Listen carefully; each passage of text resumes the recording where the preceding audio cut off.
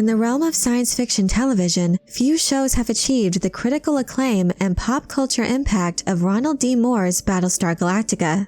The reimagining of Glenn A. Larson's original 1978 show began as a miniseries airing on the Sci-Fi Channel in 2003, which then saw 4 regular seasons, ending its run in 2009.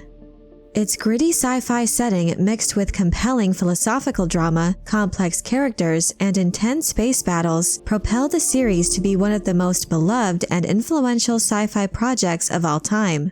Unlike other sci-fi franchises, however, Moore's Battlestar Galactica was never able to launch a successful spin-off, much to the bewilderment of fans and critics.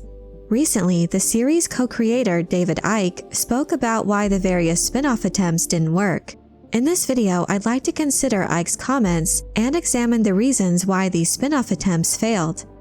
In 2010, the first attempt at a spin-off came in the form of a prequel series. Caprica was set 58 years before the events of Battlestar Galactica and detailed the origins of the Cylons who would later rebel and enter a bloody conflict with their human masters. The series also aimed to examine the socio-political and religious landscape of the 12 colonies of Kobol from the perspective of Caprica, the central seat of colonial government. After a single 19-episode season, the show was canceled due to low ratings. To commemorate the 15th anniversary of the finale of Battlestar Galactica, the show's co-creator David Eick was interviewed by Slash Film and was asked specifically why attempts to keep the franchise going have faltered. In regards to Caprica, David Eick said that unlike Battlestar Galactica, where he and Moore discussed in detail ahead of time what they wanted the show to be, if not every direction they planned for the story to take, Caprica lacked a singular guiding ethos. Quote, Ron's involvement vacillated, so there was less consistency and less reliability, and as we shored up his absence, I don't think the people we had in place to do that were the right people, to be totally frank. And I think there were maybe some questionable casting decisions with that one. It is surprising that Moore became less involved creatively with the spin-off, which was more ambitious in scope, tackling stories surrounding corporate espionage, religious extremism, organized crime, artificial intelligence, and virtual reality, all while featuring characters that failed to resonate with viewers in the same way that the Battlestar Galactica ensemble had. Eick further detailed the creative complications behind the scenes, saying, I think there were people trying to emulate when Ron would get really hippy-dippy metaphysical with Battlestar, and then sometimes it get a little wobbly. When you don't have his high-wire act ability, which is, let's say, successful more often than it isn't, and you're trying to emulate it, it can become mush really quick. Just like, what are you talking about here? So we ran into that buzzsaw.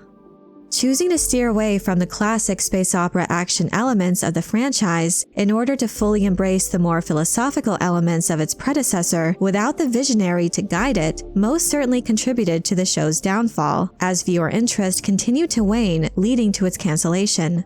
However, there is more to this story that indicates Caprica was doomed from its very inception. After Caprica was announced for production in 2009, Ronald D. Moore and Sci-Fi Channel executive David Howe revealed their approach to the prequel spin-off.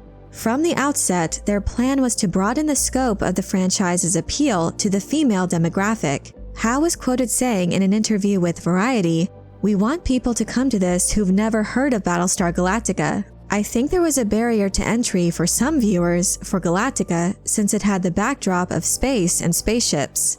Ronald Moore agreed with this sentiment, saying, "We had viewers say that if they were able to trick their wives or girlfriends into watching Galactica, they loved it. But with the name Battlestar Galactica screaming science fiction, there was just such a high hurdle to get female viewers to even try it."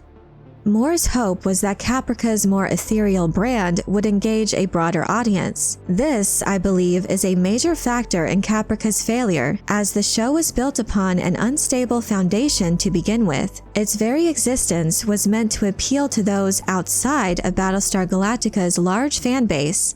Many feel that they should have been trying to make a series that established fans would enjoy, instead of trying to appeal to a demographic that was already uninterested in the IP. Slash Film reported that Eick felt that they had started to course correct and turn things around narratively as they started to work toward season 2, and if given the chance, they could have won the audience back. However, in Hollywood, second chances are rare.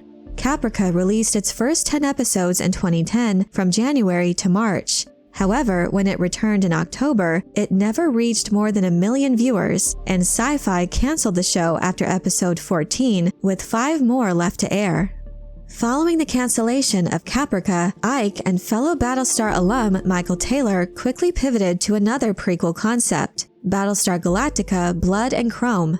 Set during the 10th year of the First Cylon War, Blood and Chrome followed a young William Adama, a fighter pilot fresh from graduating the academy newly assigned to the iconic Galactica.